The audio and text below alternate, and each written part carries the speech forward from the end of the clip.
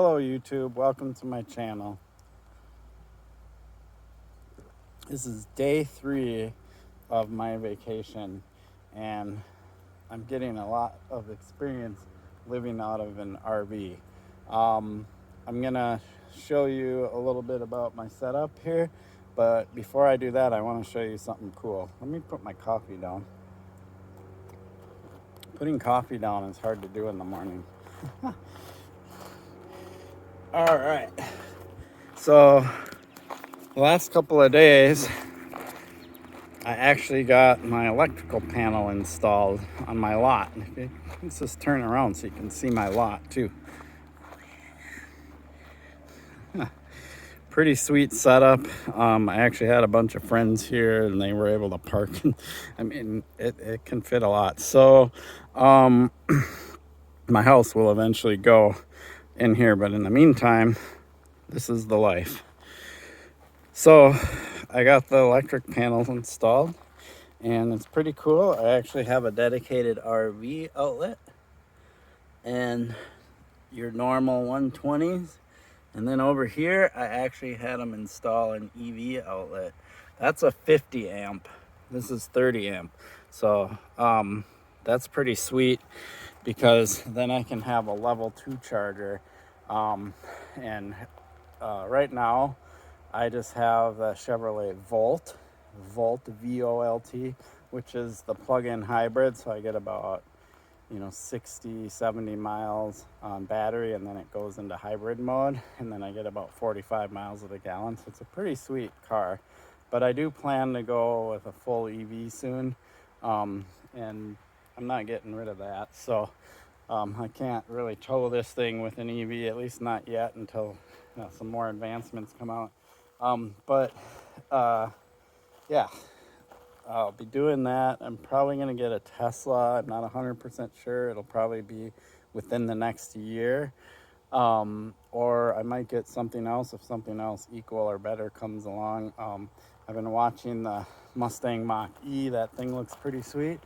But the problem with those is the waiting list is way long. I even was looking at the F-150 Lightning because if I got that, I could just get rid of that. But the F-150 Lightning, again, it's going to be a while before those kind of hit like mainstream sales. So Tesla is kind of the one I'm looking at right now, probably a Model Y.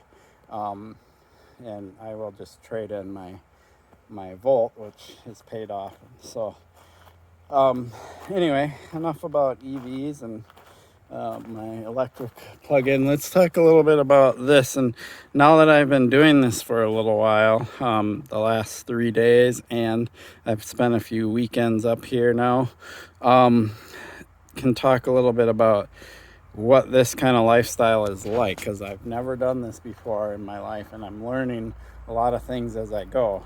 One thing that I'm learning is when I'm at home in the cities, whatever, I kind of don't pay that much attention to how much water I use or how much resources I use.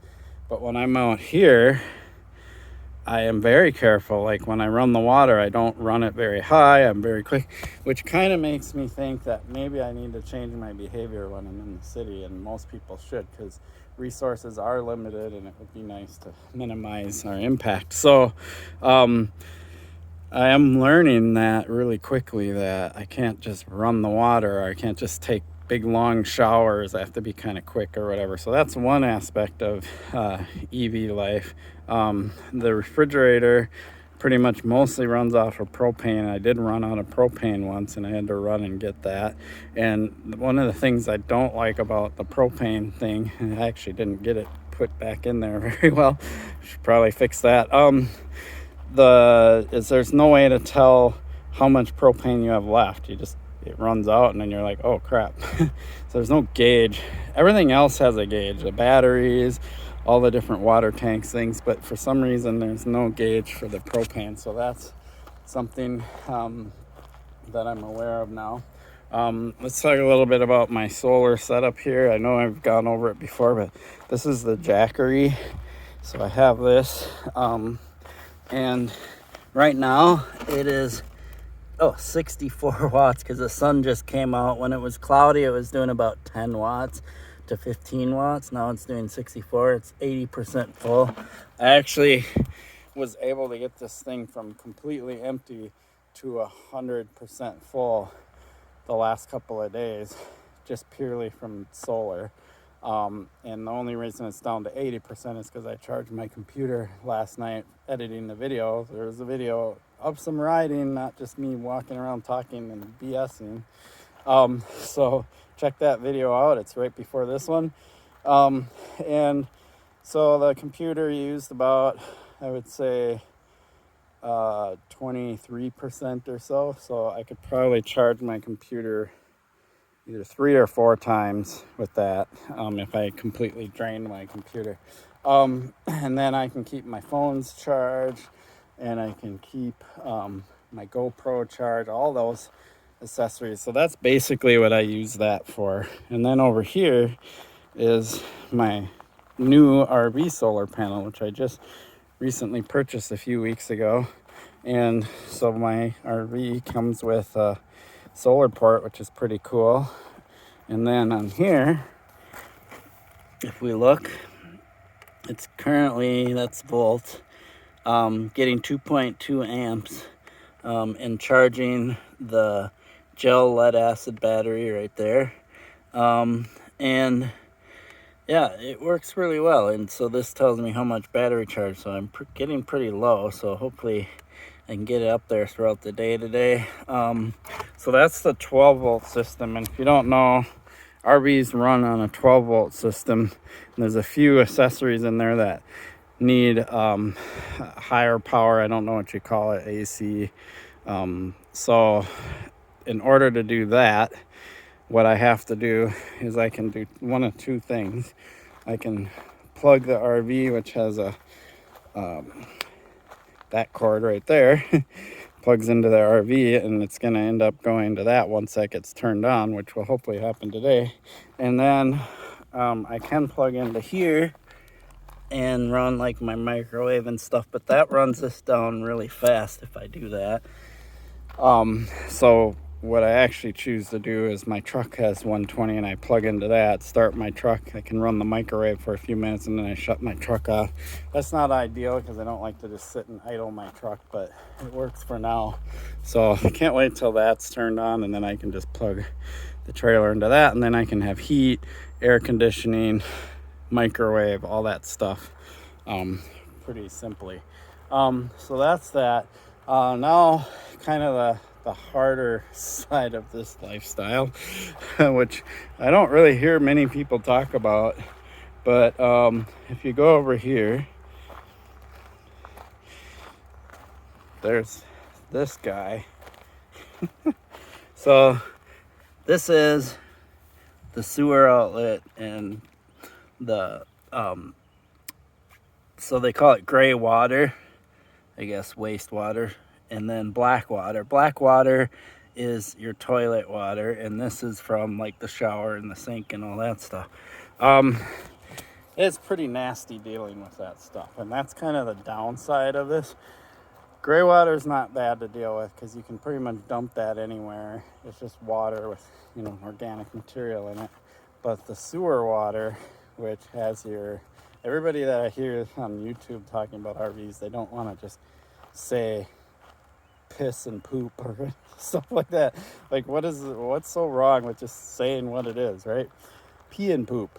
So that is much harder to deal with, and you gotta find a good place to dump it. So my plan is I want to get a compostable toilet and put it in, because what that does is it separates your urine from your feces. Oh, there you go, urine and feces. Those are much safer words. The feces, there's something you can put in there. I think it's peat moss or moss. I don't know. I have to read more about it.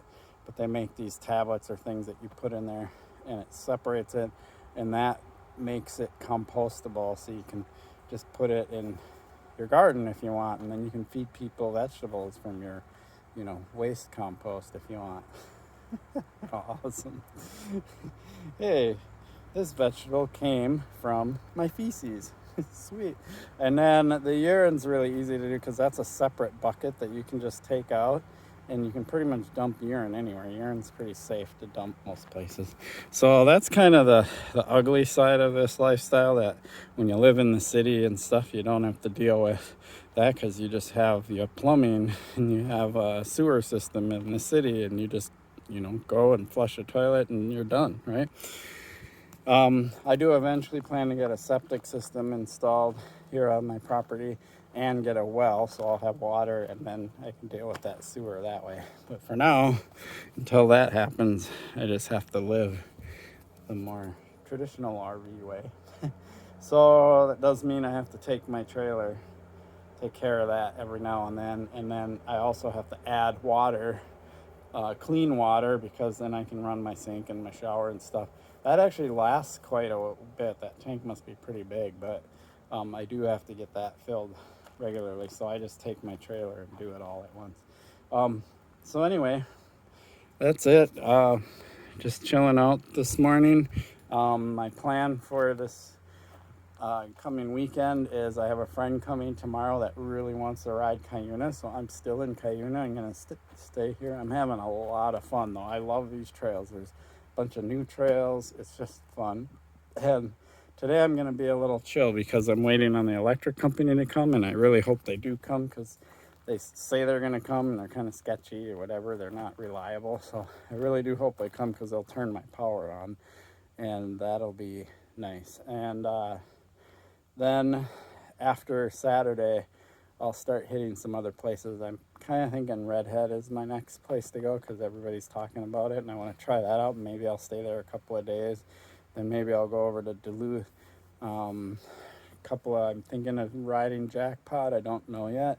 I think Jackpot would be good for me to ride because I'm trying to get in shape for Schwamigan, and so on and so forth. So this video is getting a little long. I was going to talk to you about my tire issue, but I'll do that in another video. And yeah, then I'm going to probably go hit the Cable area, Duluth, things like that.